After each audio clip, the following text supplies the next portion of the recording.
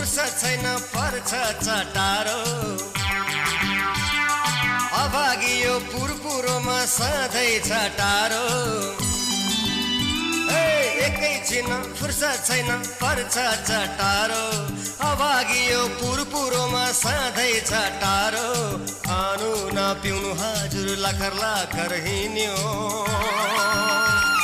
न त ठाउँमा पुग्न सक्यो न त मान्छे चिन्यो काम बल्ला भन्दा भन्दै मरिसक्यो आशै जे गरे नि सुख छैन ए मेरी बासै ए मेरी बासै मेरी